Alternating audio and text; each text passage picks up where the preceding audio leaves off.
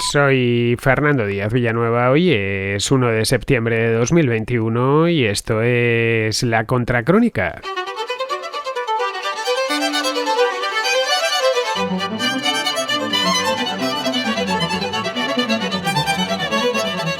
El lunes por la noche, apenas un minuto antes de las 12, es decir, a las 11:59 de la noche, y un minuto antes también de la fecha límite autoimpuesta por Joe Biden, que la fecha límite era el 31 de agosto, todo esto para retirar las fuerzas estadounidenses de Afganistán.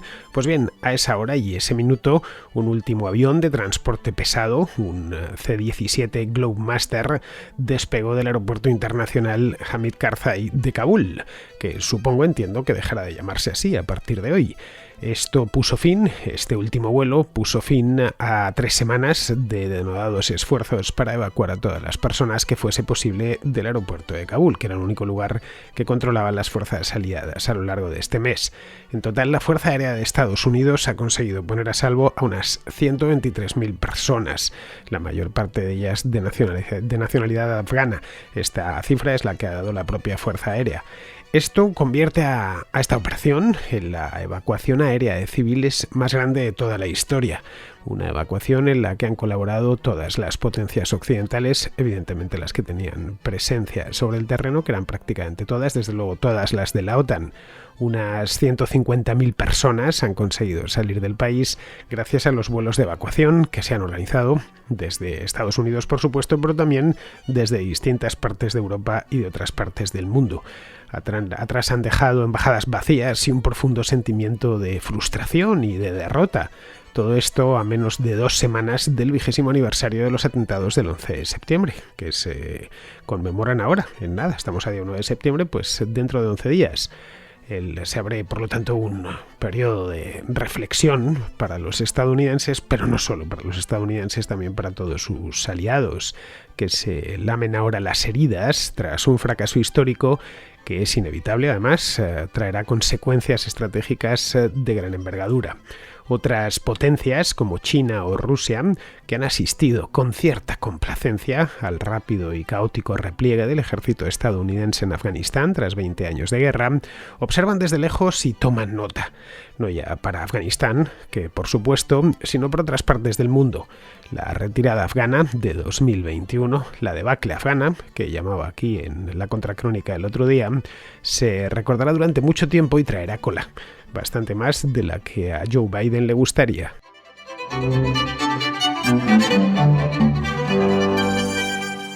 Los últimos efectivos militares estadounidenses salieron de Kabul este lunes por la noche, una imagen que estaban todas las cámaras esperando quién sería el último militar en salir de Afganistán. El último en salir, obviamente, pues fue el propio embajador de Estados Unidos en el país, junto a un grupo de militares que se subieron a este avión que os decía antes, un avión gigantesco por lo demás, se llama C-17 Globemaster. Es un avión con 4 reactores, parece como un avión de pasajeros, pero pintado de gris, y entiendo que tendrá una serie de medidas para evitar ataques y demás. En fin, que hemos visto muchos C-17 Globemaster a lo largo de estos últimos días por televisión.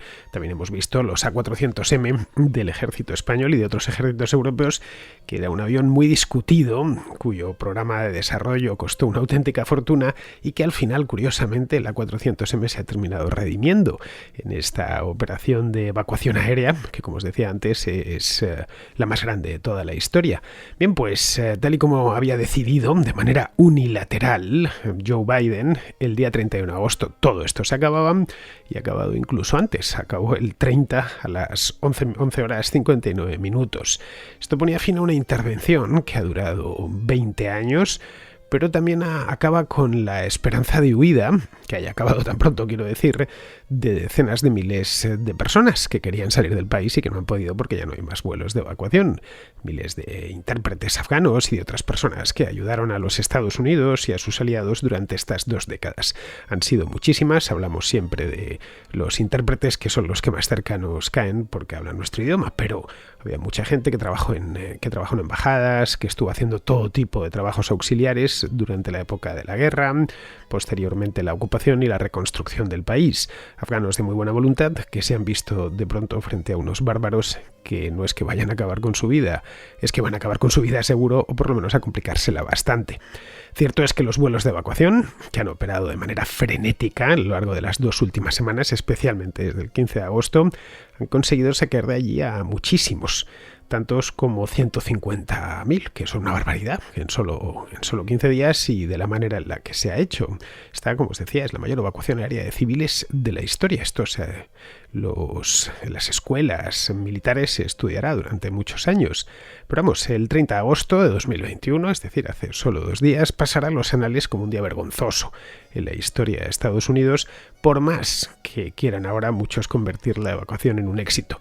En cierta medida, desde el punto de vista operativo, podríamos calificarla un éxito, porque sí, conseguir sacar 150.000 personas en tan poco tiempo, controlando solo el aeropuerto, hasta con un atentado suicida, tuvieron que aguantar los aliados que estaban allí, sometidos a 1000 peligros, porque un avión italiano, un Hércules italiano, tuvo que enviar contramedidas el otro día para conseguir aterrizar en Kabul. En fin, que desde el punto de vista operativo, ya digo, ha sido un éxito y demuestra lo bien preparadas que están las fuerzas aéreas de Estados Unidos y de otros países. Pero desde el punto de vista político, estratégico, incluso emocional, es un fracaso sin paliativos. La fecha está del 31 de agosto, lo comenté aquí la semana pasada. Era esta fecha límite, ¿no? Un tanto arbitraria, que la decidió porque así lo quiso Joe Biden. Se quedó fijada porque él quería, no porque lo hubiese pactado con nadie. Les dijo que se iba el 31 de agosto, como se podía haber ido el 28 de septiembre o el 1 de enero del año próximo.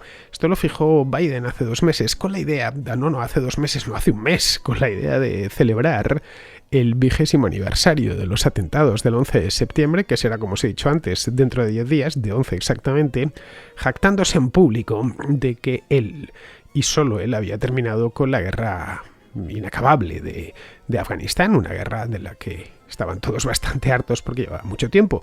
Es cierto que los últimos años apenas había ocasionado víctimas. Estados Unidos llevaba, pues hasta el atentado, llevaba 1 año y medio, desde febrero de 2020, sin una sola víctima mortal, pero bueno, es algo que entre los estadounidenses, también entre buena parte de sus aliados, los que más presentes han estado allí, como los británicos, se habían quistado. Muchos se preguntaban para qué servía seguir gastando dinero y recursos y enviar de vez en cuando cadáveres a casa, repatriar cadáveres en un país que en principio no tenía solución. Bien, esto era un soniquete continuo a lo largo de los últimos años, aunque los esfuerzos que estaba haciendo la OTAN y los propios Estados Unidos en los últimos años eran muy inferiores a los que había hecho año 2001, 2002, 2010, por ejemplo, cuando se hizo la gran ofensiva anti-talibán.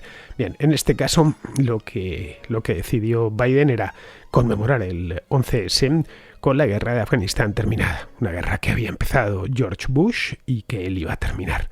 Bien, se negó en redondo a prorrogar el plazo, la fecha límite, a pesar de las súplicas de algunos de los aliados de la OTAN, entre ellos Boris Johnson, como os comentaba aquí el otro día, y sabiendo de antemano, porque eso se lo habían recordado por activa y por pasiva, que no había tiempo material para evacuar a todo el que tenía que ser evacuado de aquel infierno.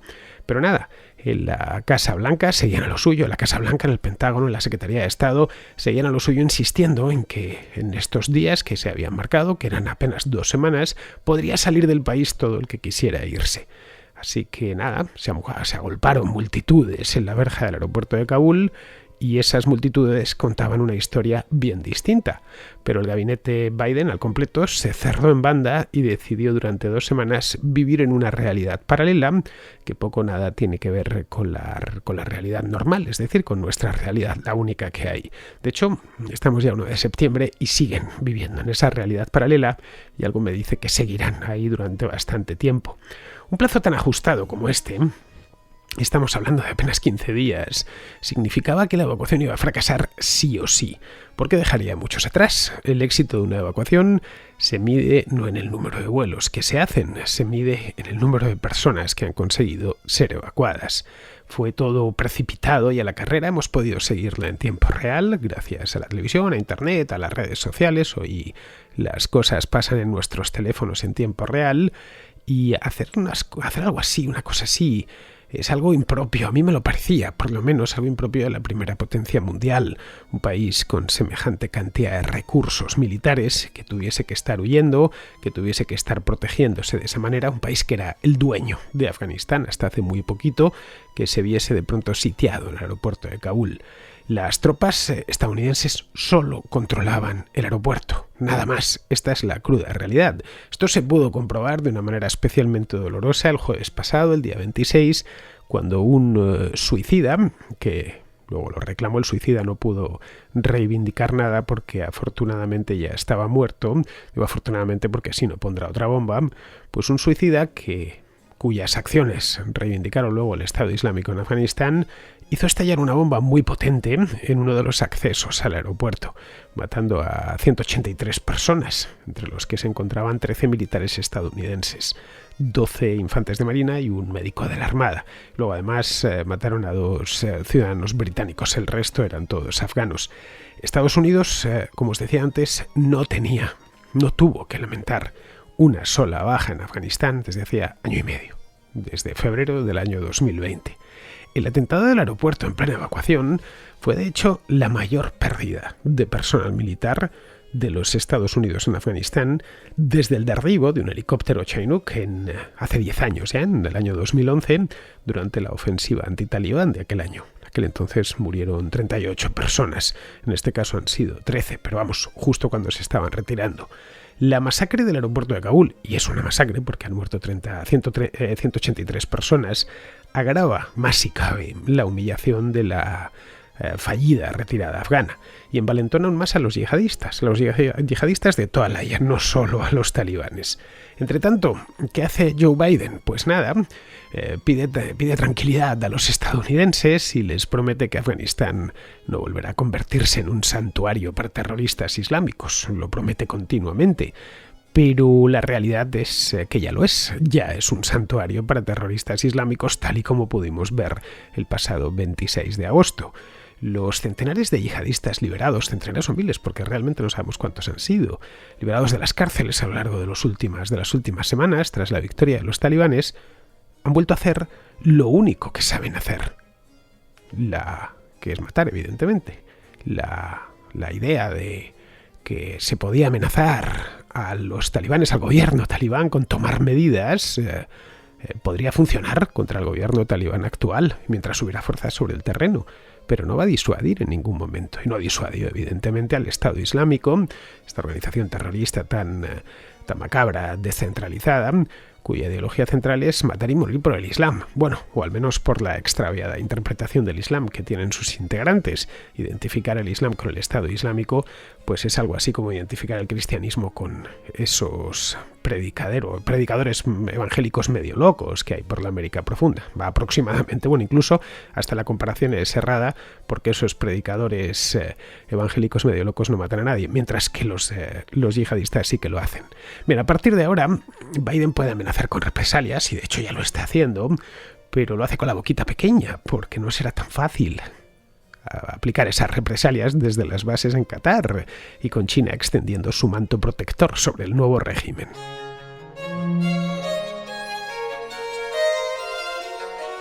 Pero dejando a un lado la masacre en sí, que ya de por sí era preocupante, dejando a un lado las víctimas mortales de esta masacre, el resultado fue que se quedaron en tierra decenas de miles de afganos, incluso algunos occidentales que no llegaron a tiempo a la evacuación porque no estaban en Kabul, estaban en distintas partes del país, en un país que se ha vuelto loco y no han llegado a tiempo.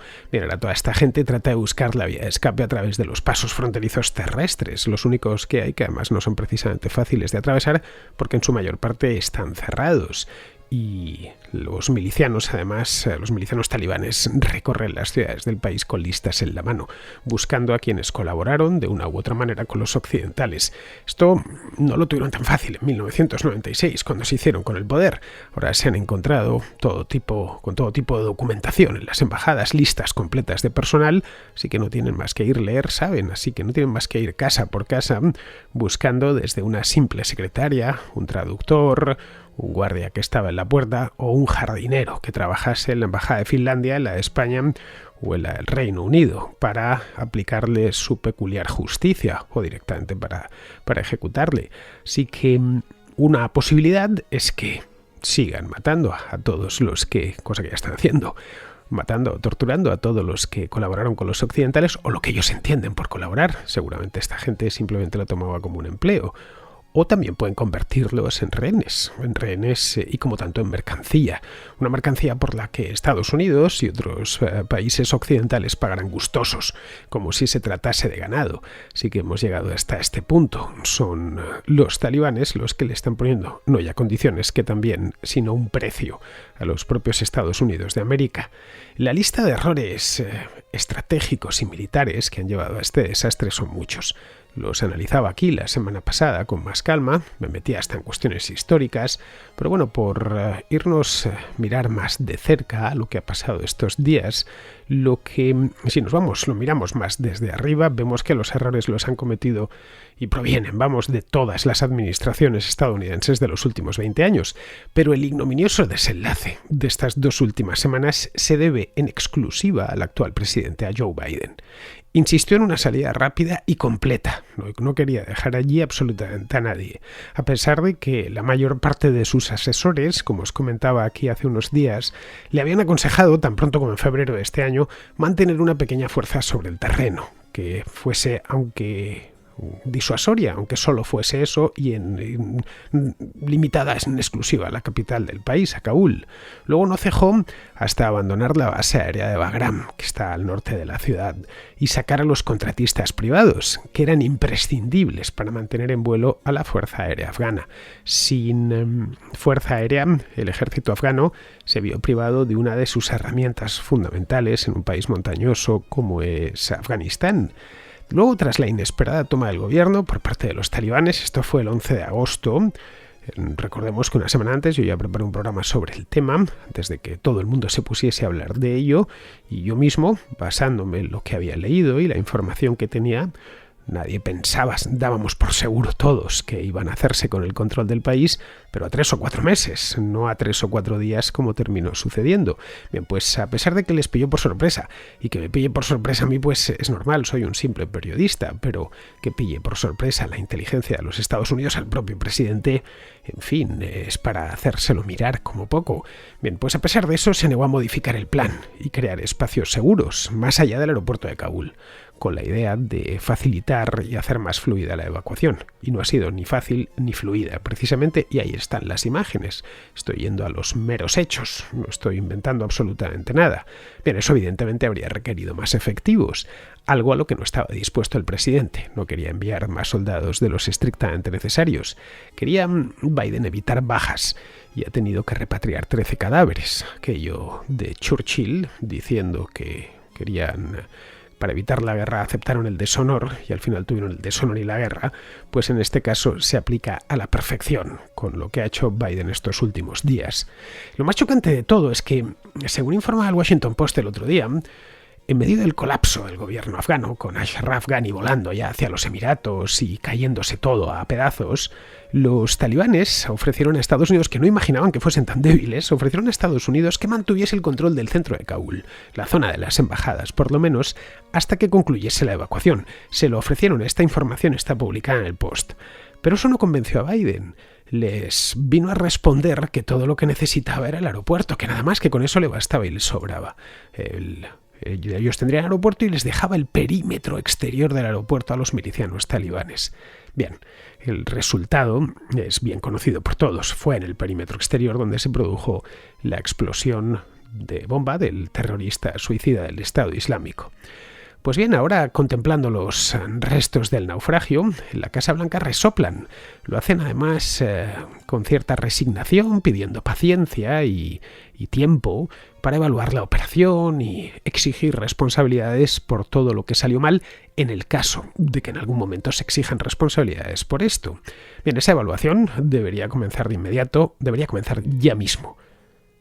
Una desgracia de esta magnitud exige rendir cuentas cuanto antes y esa rendición debería empezar desde arriba, no desde abajo. Hay muchas cuestiones por despejar, hay muchas preguntas. Yo me he hecho unas cuantas, me las he apuntado aquí en mi iPad. Biden, por ejemplo, no se planteó en momento alguno qué necesitaba el gobierno afgano para mantenerse. Estamos hablando de que el propio Ashraf Ghani visitó Washington en el mes de junio, a finales de junio. Podría habérselo preguntado. Se les armó, se les entrenó durante años, pero la vista estaba que con eso no bastaba, no era suficiente. Podríamos pensar que el presidente hizo lo que le indicaron sus asesores sobre el terreno y los servicios de inteligencia. Los servicios de inteligencia de Estados Unidos cuentan con los mejores medios del mundo, satélites, drones, unos agentes muy bien preparados. ¿Qué le dijeron? Porque algo le tendrían que decir. ¿Cómo se planificó todo el repliegue? Todavía no se sabe. Si es que hubo algún plan, o se improvisó sobre la marcha. Se tuvo, por ejemplo, en cuenta el rápido avance de los talibanes a partir del día 5 o 6 de agosto y las continuas defecciones del ejército afgano. Eso lo tuvieron en cuenta.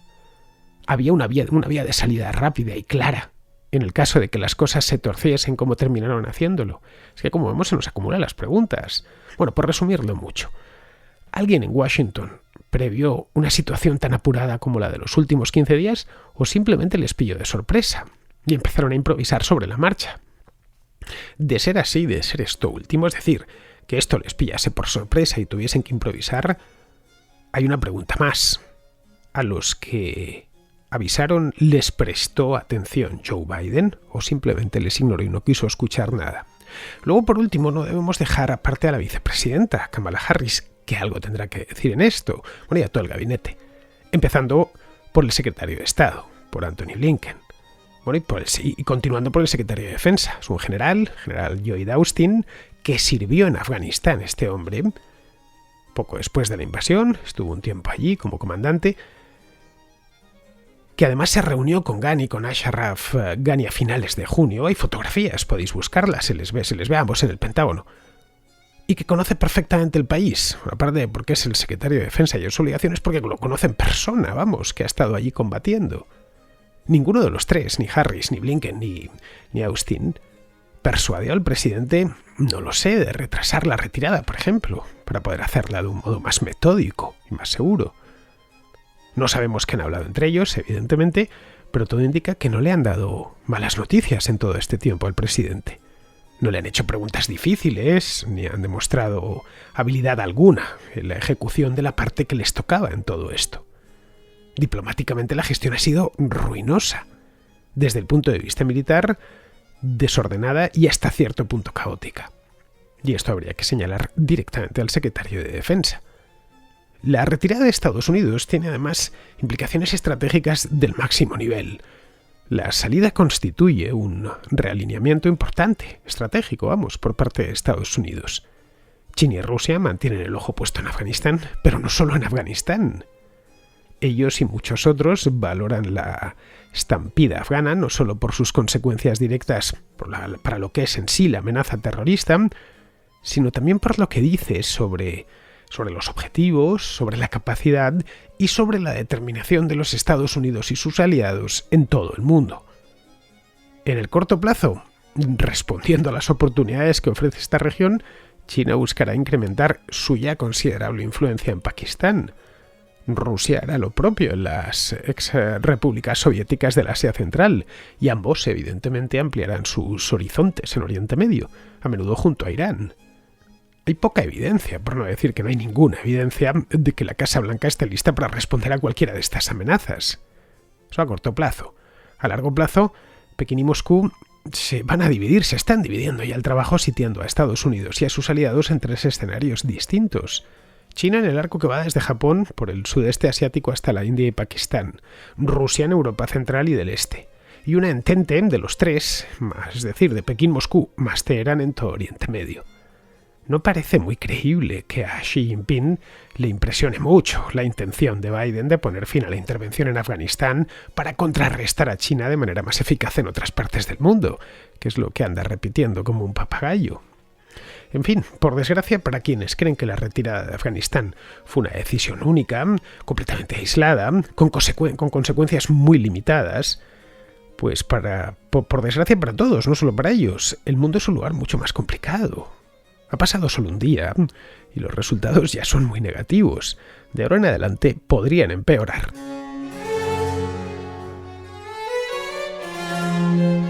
Vamos con la contrarréplica. Empezamos con Roberto, que nos habla de una teoría sobre la retirada de Estados Unidos de Afganistán.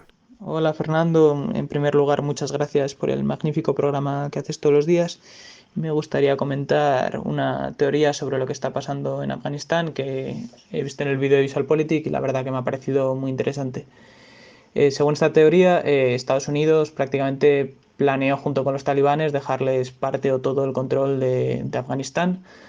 Hay varios indicios. El primero es que en 2018 la administración Trump liberó a Abdul Ghani Baradar de una cárcel de Pakistán por orden de Estados Unidos, como afirmó el enviado especial a Afganistán, Samal Khalilzad, que él junto a Abdul Ghani Baradar estuvieron en las negociaciones de Doha y fueron dos de los principales autores del acuerdo al que se llegó. Y el propio Abdul Ghani Baradar, que es el número 2 de los talibanes, tiene una foto con Mike Pompeo cuando se firmó el acuerdo. Entonces, en este acuerdo se llegó entre los talibanes y Estados Unidos. El gobierno afgano de Ashraf Ghani, que ha estado gobernando hasta hace una semana, no tuvo ni voz ni voto y no se contó con ellos. Se instó a una posterior negociación intraafgana entre los talibanes y el gobierno, pero en la cual Estados Unidos se comprometía a no intervenir. Y además, en este acuerdo también Estados Unidos eh, les pide a los talibanes, o los talibanes se comprometen a que protejan, a que eviten pues, cualquier tipo de acto terrorista contra Estados Unidos y sus aliados. Que a la vista de las bombas que ha habido recientemente en Kabul, pues ya se puede ver la valía de este acuerdo, que es ninguna. Entonces, si además sumamos que en el pasado lunes se reunió Abdul Ghani Baradar en Kabul con el director de la CIA, pues no termino de entender la lógica de armar a un ejército y crear un estado más o menos satélite a Estados Unidos y gastarte billones y billones para luego llegar a un acuerdo por detrás con los talibanes y dejar poco menos que vendido a este gobierno que has creado. Entonces, no sé. Y por último, también me gustaría comentar el tema de Pakistán, también dicen que está detrás de la victoria de los talibanes y que han apoyado con armas, con logística, con inteligencia a los talibanes para que esto ganara, que esto no sería nada nuevo, ya que en los 90, después de la guerra contra la URSS, los propios pakistaníes fomentaron a los talibanes y fueron los principales financiadores del movimiento talibán. Bueno, espero que algún contraescucha o que tú puedas arrojar un poco de luz a estas dudas que me surgen y muchas gracias por todo. Pues sí, Roberto, he leído esa hipótesis, claro, pero me parece eso mismo, una hipótesis, una sucesión de especulaciones más o menos ajustadas, pero que carecen de sentido. A ver, a partir de 2014, Estados Unidos decide ir replegándose poco a poco del país, cambiando de estrategia. Esto ya todos lo he contado a lo largo de las 2 últimas semanas. Es cuando deciden decirle a los aliados que eso ya se ha acabado y que van a formar un ejército afgano bien armado y entrenado. Un ejército que obedezca a la nueva república que Hamid Karzai ya ha dejado encarrilada.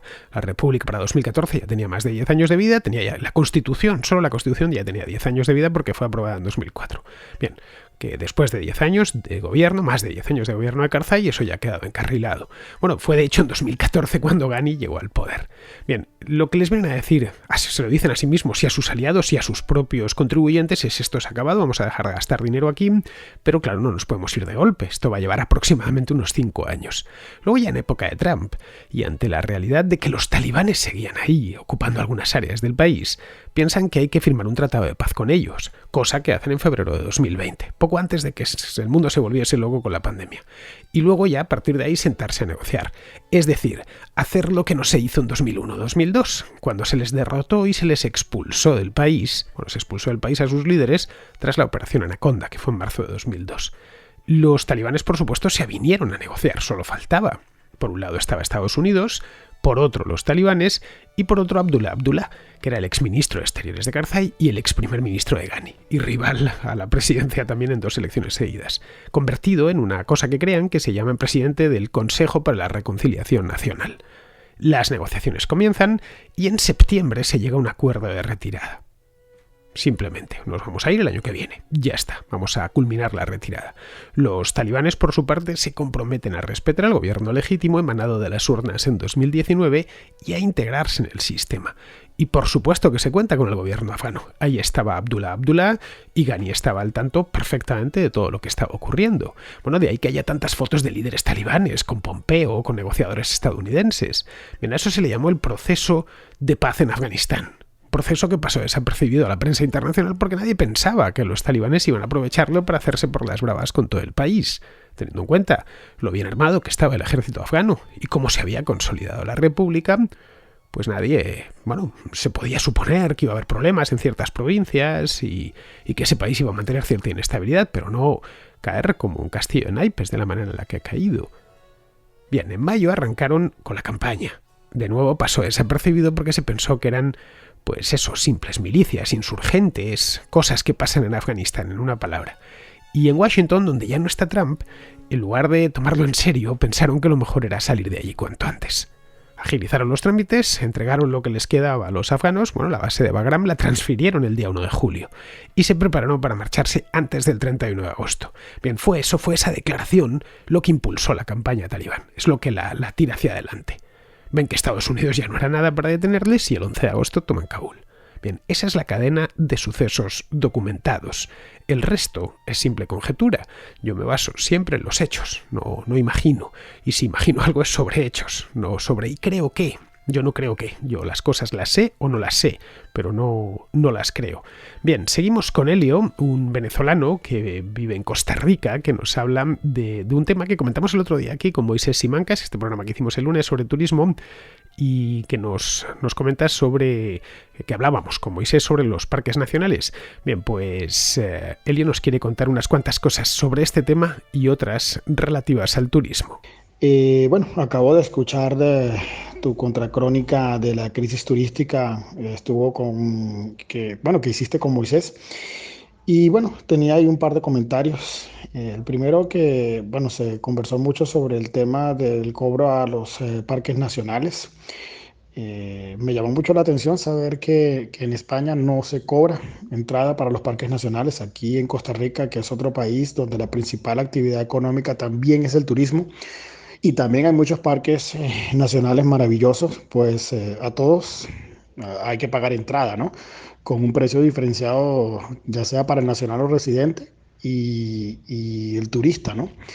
Y yo creo que es un modelo que funciona bastante bien, que así como dice Moisés, genera empleo y también permite que sea autosustentable, ¿no? Ese modelo de parque nacional. Porque, en mi país, Venezuela, también hay parques nacionales y ese modelo no existe entre otras razones ha sido también la causa de algunos debacles en cuanto al mantenimiento de esos atractivos turísticos impresionantes, ¿no? Ese era un comentario referente a ese punto. El otro comentario que obviamente pues no les daba el programa para tocarlo mucho, es algo que estoy viendo bastante interesante, por decirlo de alguna manera, con el tema del COVID, que a nivel de viaje pues está siendo muy complicado. Por decir algo, uno que tiene hijos, pues está viendo que hay algunos países, no es el caso de Costa Rica, pero sí sé que es el caso, por ejemplo, de Chile, donde no te dejan salir del país si no estás vacunado.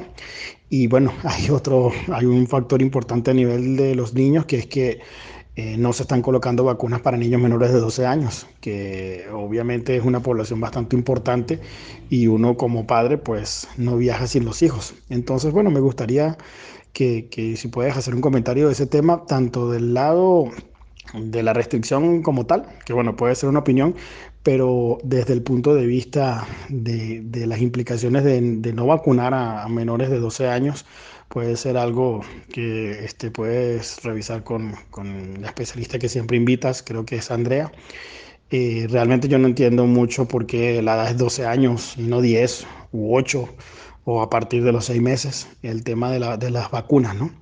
Entonces ese es un punto que me llama mucho la atención y si puedes comentarlo, pues sería de mucho interés. Muchas gracias y como siempre, éxito en todos estos programas que son bastante interesantes y que sigo pues con bastante afán. En España no se cobra en los parques nacionales porque la ley lo impide, Elio. Lo que sí hay es ciertas restricciones de acceso en algunos de ellos que obligan, por ejemplo, a reservar con antelación la visita. Por ejemplo, si el Parque Nacional es marítimo, y hay un par de ellos en España, el que hay, por ejemplo, en el archipiélago de Cabrera, en las Islas Baleares, si quieres fondear una embarcación tienes que solicitarlo antes, reservarlo, vamos. Es gratuito el punto de fondeo, pero la cantidad de boyas es limitada, por lo que los permisos de fondeo también lo son. En España hay un total de 16 parques nacionales. Con el último que se hizo de Guadarrama y Balsaín ya son 16. Tienes algunos de alta montaña. Son muy variados, porque la geografía y el clima del país también lo son. Tienes, como te decía, algunos de alta montaña, con glaciares incluso, al estilo de los Alpes. Esos se encuentran en los Pirineos y en la Cordillera Cantábrica. Bueno, el primer parque nacional en España es el de los Picos de Europa, que fue declarado como tal en el año 18, pues en 1918, en tiempos de Alfonso XIII. Luego también hay humedales y marismas como Doñana o las Tablas de Daimiel, parques volcánicos como el de Timanfaya en Lanzarote, bosques subtropicales como el de Laurisilva, como el de Garajonay, que visité el otro día en La Gomera, o archipiélagos enteros, como el de Cabrera que te decía antes en el Mediterráneo, o el de las islas que hay frente a las Rías Bajas gallegas en el Atlántico. Es un patrimonio natural muy valioso y caro de mantener, claro, y de conservar, por lo que lo suyo sería que ciertas zonas de los parques tuviesen un peaje de acceso, al menos para el tráfico rodado. Eso ayudaría a mantener el parque e incluso a extenderlo, y ampliarlo, porque se podría contratar a más gente para su gestión. La mejor manera de regular la escasez es ponerle un precio, no lo olvides. Si pagamos por entrar en un parque de atracciones, ¿cómo no vamos a pagar por ver el Parque Nacional de Ordesa, en los Pirineos, que es un auténtico monumento natural, es uno de los más espectaculares de Europa? Luego, respecto a lo que comentas de los problemas del sector turístico, a ver, en Canarias y Baleares, y en España en general, la inmensa mayoría de los turistas provienen de otros países europeos, básicamente de Alemania, Francia y el Reino Unido. También vienen muchísimo de Escandinavia, de los países del norte, que hace mucho frío y vienen aquí a buscar el buen clima. Así que se nos avería el turismo cuando dejan los alemanes o los británicos de venir. Aquí en este tema hay un certificado europeo en el tema de las vacunas y de poder salir del país. Hay un certificado europeo de vacunación que permite viajar sin problemas. Yo lo tengo, caray. Gracias a él viajé a Alemania hace un mes. Está en español y en inglés, lleva su banderita de la Unión Europea y un código QR para que lo lean con una pistola en el aeropuerto de destino. Es una cosa muy práctica y muy rápida. Yo lo llevo en el teléfono, en un PDF. En Alemania, de hecho, me lo miraron. Y en Canarias el otro día, que está dentro de mi propio país, también me lo miraron al llegar al aeropuerto. En cuanto a lo de la vacunación de menores, pues no te puedo decir porque no lo sé. En España ya se ha empezado a vacunar a menores de edad, pero no es un tema que haya estudiado a fondo. Tengo que hablarlo con Andrea y que me cuente. También tengo que leer algo sobre el tema para formarme una opinión. Están poniendo vacunas ya a los niños, así que entiendo que habrán hecho los ensayos pertinentes. Bien, vamos ahora con Francisco, que hace un comentario sobre los pisos de alquiler vacacional. Hola Fernando, estaba escuchando tu contracrónica en la que hablabais sobre los pisos de alquiler vacacional y me he tenido que parar a mandarte un mensaje. Por un lado, acierta al decir que mi propiedad privada la alquilo como me da la gana y 5 segundos más tarde dices que lo mejor es que lo decide la comunidad. ¿De qué estás hablando, Fernando? Es mi propiedad y la alquilo como me da la gana. Si yo provoco daños en terceros, pues que me hagan pagar, pero sea alquilado o no sea alquilado. Todo esto te lo digo porque cada vez tenemos menos propiedad privada en este país. Es un usufructo, vamos. Aquí ahora la comunidad puede decidir si yo puedo o no puedo alquilar mi casa. Hombre, lo que me podrá exigir la comunidad es que no genere ruido, que no genere molestia a los demás. Pero no, que es eso de que puede decirme cómo puedo utilizar mi propiedad. Bueno, faltaría más, ¿no? Te lo digo porque obviamente eso es como es ahora. Aquí en Málaga yo he alquilado mi casa, que es un adosado, la tengo alquilada, pero se reunieron todos los vecinos para prohibirme que yo la alquilara. Y no hay zonas comunes de entrada y salida en mi comunidad, ¿eh? Se reunieron todos extraordinariamente, sin los procedimientos adecuados. Es decir, se reunieron con nocturnidad y alevosía en contra de la decisión del presidente. Se reunieron y votaron unánimemente de hacerlo. Y lo entiendo. ¿Por qué lo entiendo? Porque el ser humano busca su propio beneficio. Y los incentivos en estas votaciones son nulos. Gente que está allí viviendo, que tiene su casa y ven que uno de los vecinos o dos vecinos intentan alquilar su casa. ¿Qué es lo que obtienen si permiten que esto lo alquilen? pues el riesgo de que pueda venir alguien. Y ya sabemos que el miedo a cambiar la situación, al statu quo, es bastante fuerte, ¿de acuerdo? Entonces, ¿para qué me voy a arriesgar? ¿Cuánto me cuesta prohibirle que esa persona use su propiedad? Que de eso es lo que estamos hablando. 0. Pues bueno, ante riesgo 0 y riesgo probable, aunque sea probable, como dicen por aquí, Jesucito, que me quede como estoy. Curiosamente, en mi comunidad votaron todos en contra y todos los años hay un bar que es parte de la comunidad, que da a la piscina, ¿de acuerdo? Que hace ruido todos los días del verano. Todos los días del verano, me parece que descansan los lunes. Todos los días tienen conciertos en directo y tal. Y de eso no se quejan. Pero bueno, eso es otra historia. Te dejo el enlace en el que hablé de esto en su momento. Como sabes, me vine a Georgia a alquilar de este. Entonces, bueno, que a mí me ha tocado la fibra sensible. La comunidad no tendría ni que pinchar ni que cortar. Como mucho que ponga multa o que la gente que moleste o que haga este tipo de cosas que ponga multa. Pero de lo demás nada, uno es inocente hasta que se demuestre lo contrario, incluso los inquilinos de Airbnb. Bueno, Francisco, hay una cosa llamada ley de propiedad horizontal, que es la que aplica a las comunidades de propietarios. Hay áreas comunes, como el portal, la escalera, el jardín, bueno, los ascensores, que pertenecen a todos los vecinos. En el caso de los alquileres no aplica esta ley. Tú puedes alquilar tu casa a quien creas conveniente. Pero si, por ejemplo, se lo alquilas a un narcotraficante que menudea con heroína, pues es normal que los vecinos quieran poner fin a aquello, porque se les llena la escalera o el ascensor de drogadictos. La comunidad de vecinos no puede imponerte que no se lo alquiles a ese tipo, al narcotraficante, pero sí al menos tratar de negociar contigo y llegar a acuerdos libres y voluntarios por tu parte. Eso es lo que sucede, por ejemplo, cuando se quiere renovar la fachada o prohibir que se pongan tales o cuales toldos en las terrazas. Tú puedes poner el toldo que quieras, pero lo suyo es que vayas a la reunión de la comunidad de vecinos y lo consensuéis, ¿no? Los vecinos, si se comprometen por escrito, y de lo contrario no hay acuerdo, y la fachada no se renueva o cada toldo es de su padre y de su madre, desgraciadamente, como se ve en muchos edificios. A veces se llega a un acuerdo y otras no. Pongamos por caso que en un 50% de las ocasiones se llega a un acuerdo. Bien, en ese caso ya nos hemos quitado de manera consentida y pacífica la mitad del problema. Eso siempre será mejor que una imposición hecha desde arriba. Bien, vamos a terminar ya. Vamos con Pizarro, que nos habla pues del tema de Alemania, de las elecciones que son este mismo mes. Con 6 partidos a la pesca de diputados y 3 de ellos rondando el 20% de los votos, ya se puede decir que el próximo gobierno alemán será policromático y por lo tanto supeditará al interés general el interés de la estabilidad del gobierno, por ser esta de interés para los partidos que lo constituyan. El 26 de septiembre los votantes están llamados a decidir bajo qué leyes quieren vivir ellos y que vivan sus conciudadanos, y estos les aguantarán la afrenta con una sonrisa. Cosas de la democracia. Un cordial saludo de Pizarro. Y con esto, queridos amigos, terminamos la contra de hoy miércoles. Mañana será jueves y habrá contra, por supuesto. Aquí os espero. Hasta mañana, amigos.